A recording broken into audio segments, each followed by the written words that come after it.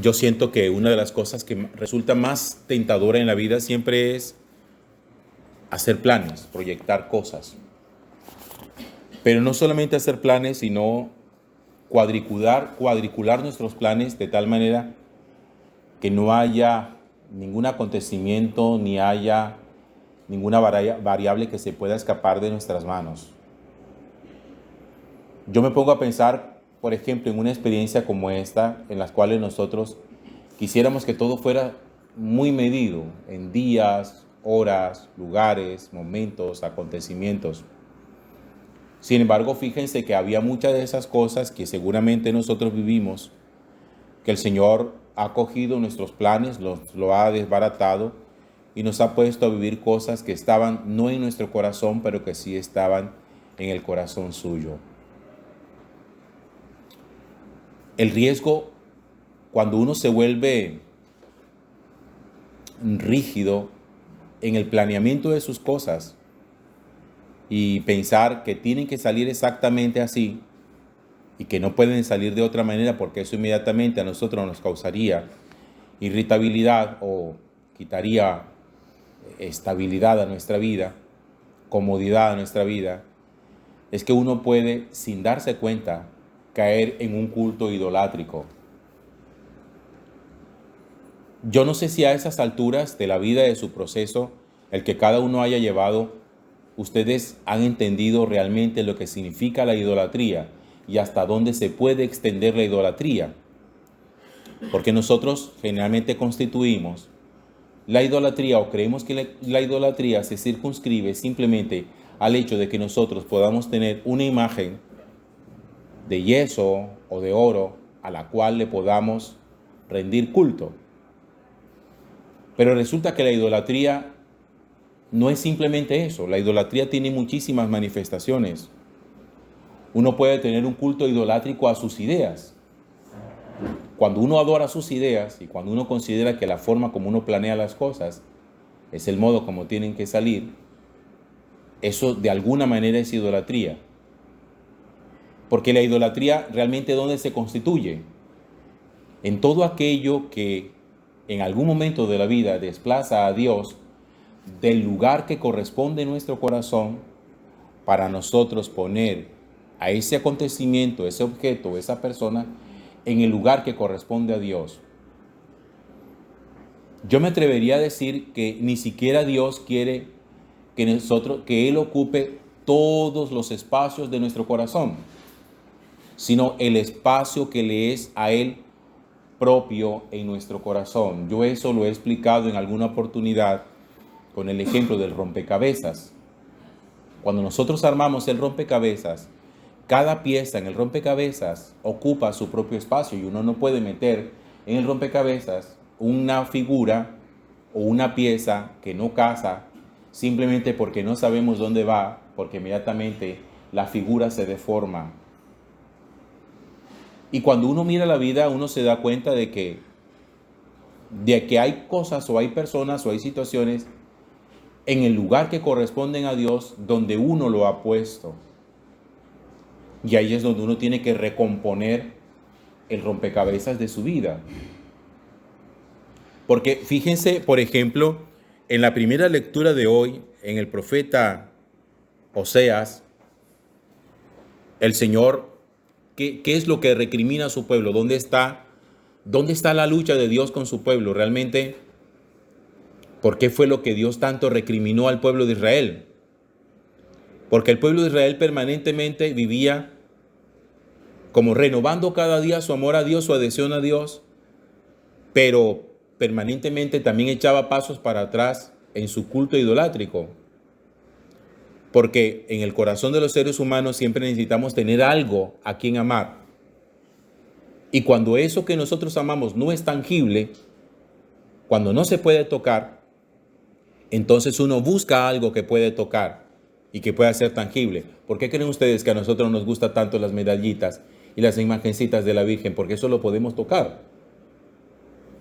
Para muchas personas resulta inconcebible, difícil poder rendir culto a Dios si no tiene una medallita o no tiene un crucifijo o no tiene una imagen. Porque siempre necesitamos ver algo, necesitamos tocar algo, necesitamos tener algo físico, sí, que nos lo recuerda, pero que se vuelve necesario en nuestra vida. Y el pueblo de Israel siempre buscaba poder tener algo de lo cual aferrarse que le pudiera permitir poder tocar y poder sentir físicamente la presencia de Dios. Y por eso el pueblo en muchas oportunidades se convertía en un pueblo idolátrico, constituía figuras, becerros, como que le pudieran representar a Dios y poder levantar siempre altares y poder levantar ídolos, dice el profeta Oseas, ídolos y altares de pecado.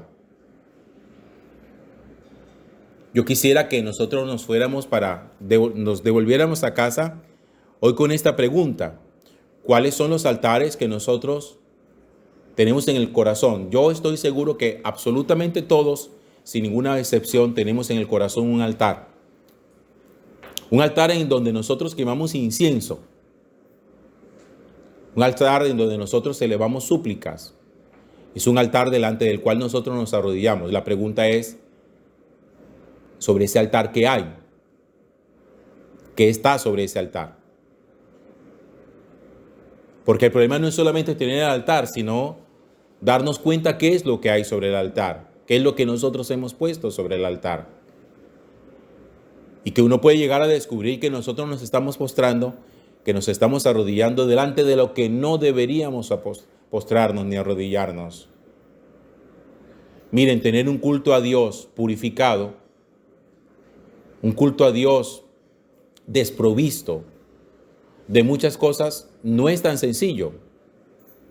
Nosotros tenemos, nuestra mentalidad es grecorromana, nuestra filosofía es grecorromana, nuestro pensamiento viene de la cultura occidental. Y contrario a la cultura oriental, nuestra cultura occidental es muy visual, mientras que la cultura oriental es muy auditiva.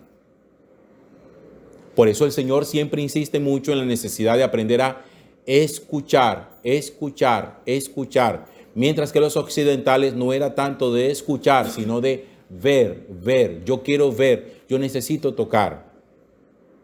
¿Por qué creen ustedes que los griegos y los romanos levantaron tantas estatuas a sus dioses? Porque ellos necesitaban verlos, necesitaban tocarlos. ¿Y por qué creen ustedes que los israelitas el Señor les prohibía hacer imágenes? Porque el Señor decía, la relación conmigo no se constituye a través de lo que ustedes ven, sino a través de lo que ustedes oyen. Y aprender a relacionarse no con el Señor a través de la palabra y no a través de lo visual, no a través de lo que vemos, sino a través de lo que escuchamos. Ahí es donde está nuestro reto. Y el altar nuestro tendría que ser un altar auditivo, donde uno, cerrando los ojos, sea capaz de escuchar a Dios. Miren, yo les voy a colocar a ustedes un ejemplo sencillo que pasa mucho entre los católicos, que la gente me pregunta. Algunas personas me han preguntado por qué en nuestra capilla de Santa Teresita no tenemos el Santísimo expuesto. ¿Por qué no lo saca? Yo, pero está dentro del sagrario.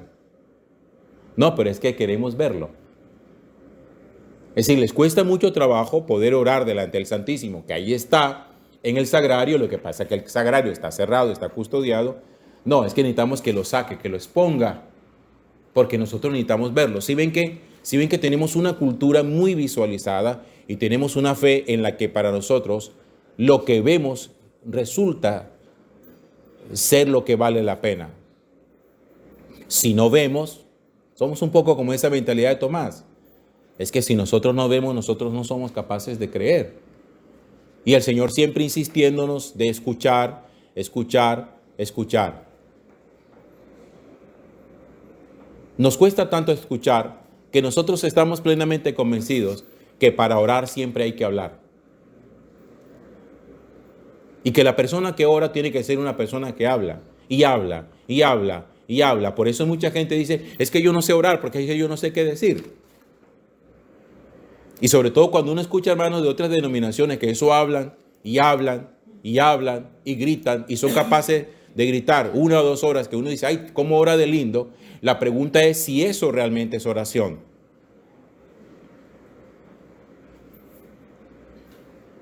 La oración verdadera tendría incluso que prescindir de las palabras, porque donde hay amor las palabras sobran.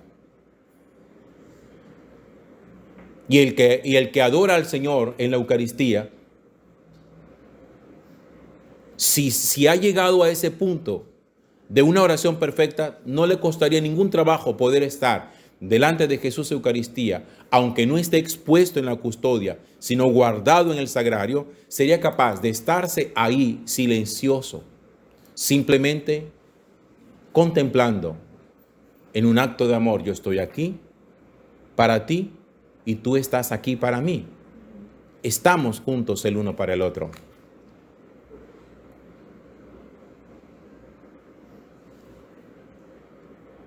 Los seres humanos tenemos muchísima tendencia a la idolatría.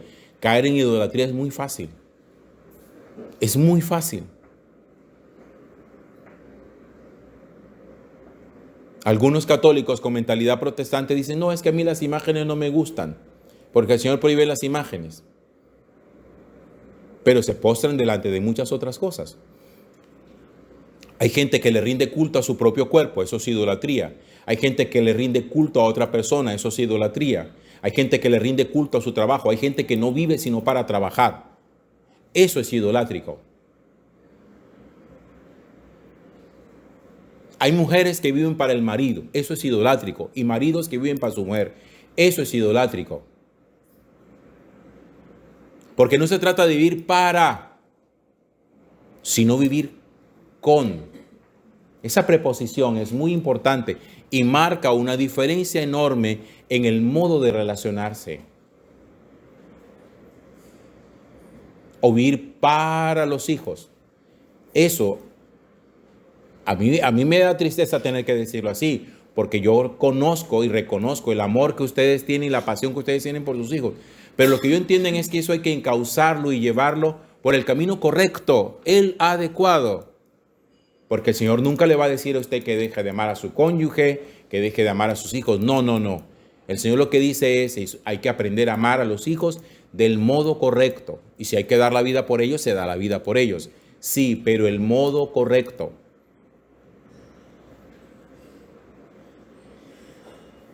Entonces, el Señor a través del profeta Oseas, hoy reprende a su pueblo por los altares que han armado. Entonces la reflexión mía va a cuáles son los altares que uno posiblemente pudo haber armado durante toda su vida. Y ahí tenemos entonces nosotros el gran reto de empezar a desarmar aquello que un día armamos. Que no es sencillo, porque cuando uno estaba acostumbrado a tener una cosa, desarmarla implica poner su reemplazo. Porque aquí no es simplemente quitar por quitar. Por eso cuando una persona quiere combatir un vicio, por ejemplo el cigarrillo, le dicen métase un chicle en la boca. Es decir, no es que lo va a quitar y ya, ¿y ahora qué hago? Pues métase un chicle en la boca. Si ven que siempre hay que buscar, cuando yo quiero quitar algo en mi vida, ¿qué le voy a poner ahora? Yo necesito buscar un reemplazo. Porque el Señor no nos dice sencillamente a nosotros, quita esto y quita aquello y quita lo otro y quita esto otro. No, porque eso es tal vez lo único que nosotros tenemos. Y si uno quita todo eso y no mete nada que lo reemplace, uno puede terminar muy vacío. Porque hubo cosas para las cuales uno vivió durante toda su vida. Eso es como cuando se muere alguien que uno quiere. ¿Qué decimos nosotros? Que tenemos el vacío en el corazón. Y ese es el vacío que uno tiene que aprender a llenar para que la herida sane. Demos gracias al Señor por su palabra. A Él le rendimos todo el honor y toda la gloria por los siglos de los siglos.